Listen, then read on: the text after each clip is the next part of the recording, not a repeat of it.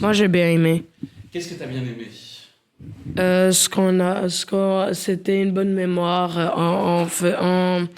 On parlait un peu des autismes.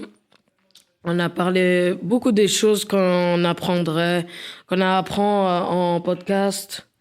Et c'est un bon mémoire de podcast. Et j'aimerais bien qu'on parle un peu de transport dans l'activité suivante. Oui, j'ai bien aimé. Oui, parler au micro. Qu'est-ce que tu as aimé en particulier dans les choses qu'on a fait aujourd'hui? Une discussion. Discussion à propos de quoi? Tu te souviens une discussion en particulier ou pas? Je ne sais, je me souviens pas. On peut parler des autres troubles, s'il vous plaît, pour l'année prochaine. Parce qu'on a trop travaillé sur l'autisme, du coup, voilà. Et puis le transport, il y a il y a la moitié de l'école, ils parlent de ça, donc voilà quoi. Et en plus, imagine si un jour on va rencontrer quelqu'un qui aura d'autres troubles à part l'autisme. Oui, mais le truc, c'est qu'on va faire que parler, on va faire toujours retomber sur les trucs là, sur parler de l'autisme et tout, surtout avec l'éducation sociale et ce genre de cours en plus, ça commence vraiment à m'énerver. C'est que quand par exemple quelqu'un va pas aimer le sujet dont vous parlez et tout, dans tout le podcast, la personne va faire quoi? Elle va se forcer à écouter un sujet et ça va l'énerver après, ou elle va avoir le droit de se mettre dans un endroit et de ne pas vouloir participer. Parce qu'il y a des sujets que des personnes peuvent se sentir vraiment très très mal à l'aise et peuvent littéralement se forcer d'entendre ça. Et ce qui serait cool, c'est pas que dans ce cours, mais dans les autres cours, c'est que tout le monde, lorsque par exemple elle va trouver quelque chose trop facile ou que le sujet n'intéresse pas, c'est qu'elle va discuter avec le professeur et le professeur va tout simplement me donner des choses qui va travailler sur ses difficultés et tout. Mais là, je parle pas du podcast, mais je parle plus de termes généraux dans l'école. Ce sont des choses qui j'ai déjà travaillé et vu que je suis quelqu'un qui apprend vite, remémorer le même truc, ça va m'énerver. Je sais pas comment expliquer. Et je préfère travailler sur d'autres trucs que tout le temps la même chose. Préparer les sujets à l'avance et d'enregistrer peut-être une fois sur 2 ou sur 3. Ou en tout cas, est-ce que ça te semble une piste déjà qui peut aller dans le bon sens par rapport à ce que tu dis quoi? Ça pourrait bien aller. Mais pour l'instant, j'en parlerai plus tard parce que j'ai l'impression que tout le monde est fatigué et il voudrait faire la pause. C'est la pause, ok. Je pense que ce qui serait bien cette fois-ci, ce serait de continuer à parler de l'autisme et de parler aussi un peu de nous, un peu plus comment c'est dans la vie de tous les jours, de notre vie, etc. Parce qu'on a beaucoup été centré sur l'autisme en général, mais pas sur notre côté autiste. On a beaucoup parlé de l'autisme en général, comment c'était à peu près pour chaque autiste, tout ce qui allait être général et tout ça. Mais on n'a pas énormément parlé de comment nous, dans la vie de tous les jours, l'autisme se manifeste. On en a parlé un peu, mais pas tout le temps. Et moi, je trouve que ça pourrait être chouette d'en parler un peu. L'évaluation du projet podcast. Qu'as-tu appris sur toi durant ce projet? Je sais que je ne me connais pas encore assez, mais durant le podcast, je savais déjà un peu sur moi. J'ai appris des choses techniques comme par exemple mettre en silence un micro, régler les différents tons les sons de plus haut ou plus bas. J'ai appris plein de choses pour plein de trucs cool, mes dessins et la vie. Ce que j'ai aimé, c'est de parler avec mes amis, jouer aux jeux de société. J'ai relancé, c'est-à-dire je l'ai remis à leur, on va dire de façon à leur place, d'une certaine manière. Relancer par exemple un as pour le reposer s'il y a une question. Ici Ryan qui présente sur la radio 80 Mistral pour cette toute dernière podcast de l'année 2020, de l'année scolaire 2023-2024. Aujourd'hui, nous allons parler des sujets multi-sujets sur ce qui concerne notre parcours du podcast depuis le début de l'année jusqu'à là maintenant. Qu'est-ce que tu as apprécié dans le projet podcast et pourquoi? Les choses que j'avais appréciées dans ce projet, c'est qu'on avait mieux parlé à propos des sujets, par exemple les élections, les relations, etc., etc. Développe plus sur la vie que tu viens de demander. J'avais apprécié un thème très important pour un temps particulier. Si, par exemple, les élections, c'est le 9 juin, et si, par exemple, on parle de ça avant, Ça, c'est un thème récent, d'actualité. Puis c'est tout, en fait. Quelqu'un veut rebondir là-dessus? Bah, quand on parlait de sujets, Comme quoi? la STIB et la politique, tout ce qui est transport et tout, la géopolitique, tout ce qui est doublage, et voilà. Alors, je dis ça, je ne sais même pas ce que j'ai moins aimé. Je sais pas si on avait parlé de ça, mais c'était surtout sur la base de notre futur métier. Les métiers.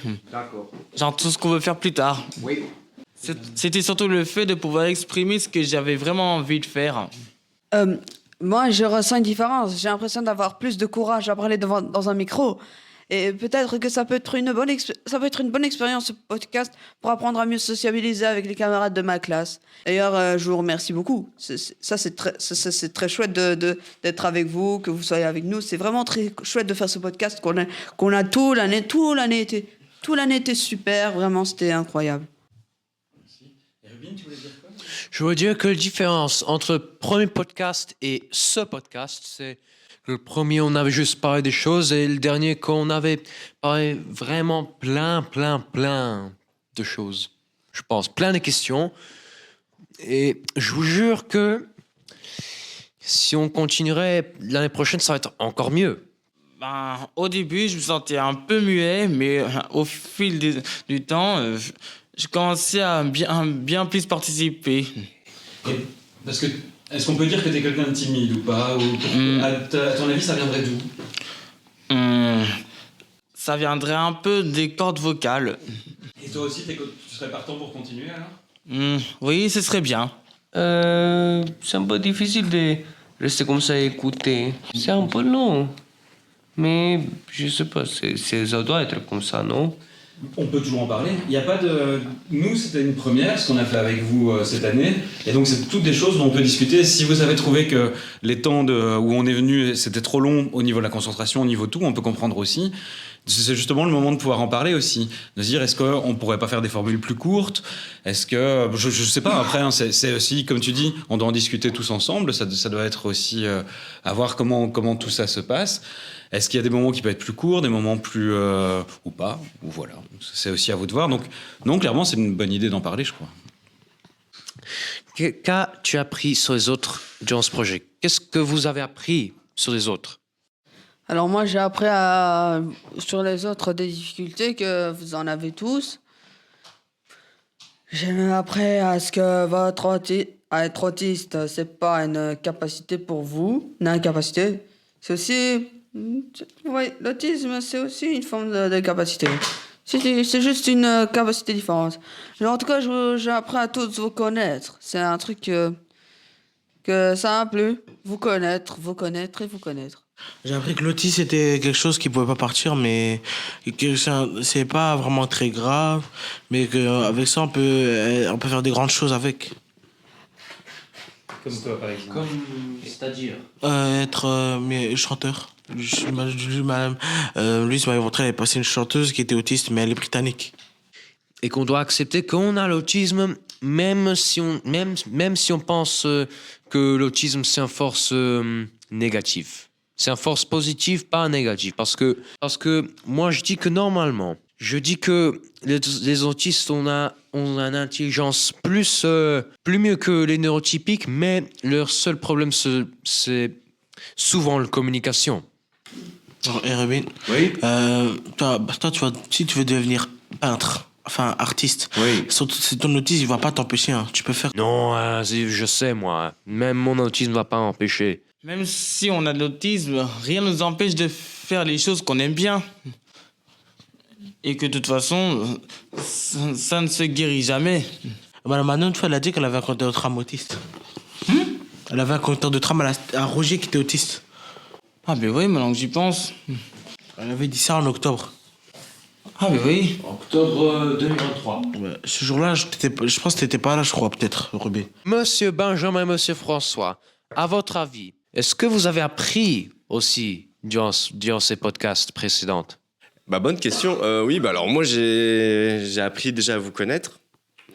Oui, déjà. Et j'ai appris énormément de choses sur le spectre de l'autisme. Et que plus je fais des ateliers avec vous, plus j'ai l'impression que je deviens un expert quand je parle en société sur le sujet du spectre de l'autisme. Oui. Et donc, ouais, quand je parle à des neurotypies. Voilà. Ouais. Pareil que Benjamin là-dessus. Déjà, j'ai appris le terme neurotypie, je ne connaissais pas. Et donc non, il y a plein de choses que je ne connaissais pas. Et grâce à vous, effectivement, on a pu apprendre plein de choses cette année. Et là, moi, j'ai appris aussi sur les différents spectres aussi, parce que vous êtes tous différents. Et donc, ça m'a permis aussi de voir, en fait, différents caractères, de comprendre un peu mieux. Et puis, surtout, de me dire, moi, quand même, ça me prend de plus en plus.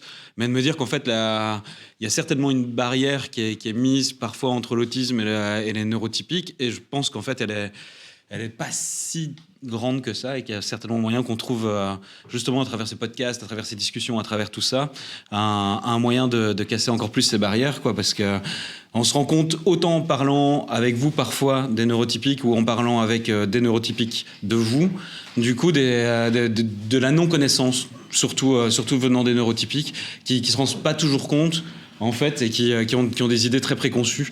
Et c'est pour ça que je me dis que moi, c'est important de pouvoir continuer aussi à faire des podcasts et à pouvoir parler de tous les sujets, mais je pense que c'est les premiers qui peuvent parler en tout cas d'un sujet qui me semble toujours intéressant avec vous, et on a pu le faire pas mal de fois cette année, j'espère que ça va pouvoir continuer.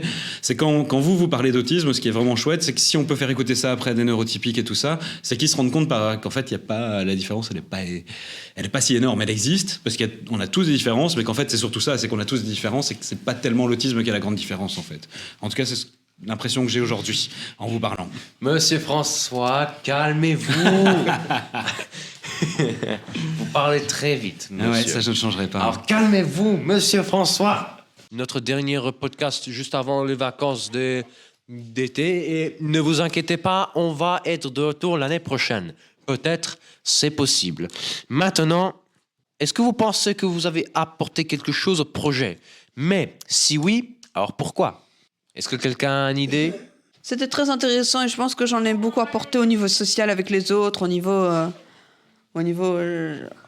social, et voilà quoi. Je pense que j'ai apporté quelque chose. Qu'on peut vivre beaucoup d'exploits même en étant autiste. La capacité, je le dis et je le répète, l'autisme n'est pas une question de malade mental. C'est une question de grande capacité. Comme Ryan a dit, l'autisme n'est pas une question de malade mental, mais ce n'est pas seulement aussi une question de grand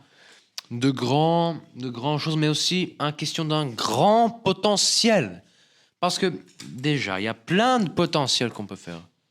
Même si c'est autiste ou neurotypique, quand même, tout le monde a le potentiel. Non, mais je voulais vous dire que j'étais hyper épatée de votre évolution, de vous avoir vu évoluer depuis septembre, octobre, où on a commencé le podcast, où beaucoup étaient un peu réfractaires, vous n'étiez pas super chaud pour faire le podcast pour certains, beaucoup qui étaient plus timides, plus effacés, et puis tout au long de l'année, j'ai vu une vraie évolution chez beaucoup d'entre vous, où vous avez plus pris la parole, vous êtes vraiment pris au jeu. Et ça travaille énormément de compétences. Hein. On a vu que on parlait des difficultés liées à l'autisme, on parlait des relations, on parlait de la communication, et tout ça, vous l'avez travaillé durant le podcast, même sans vous en rendre compte. Bien que certains l'aient dit dans leur feedback. Mais donc voilà, moi je voulais vous féliciter pour ça, parce que moi j'ai adoré faire ce projet avec vous tout au long de l'année, et j'ai vraiment vu de belles évolutions tout au long de l'année. Moi je tiens à remercier sincèrement Benjamin et François pour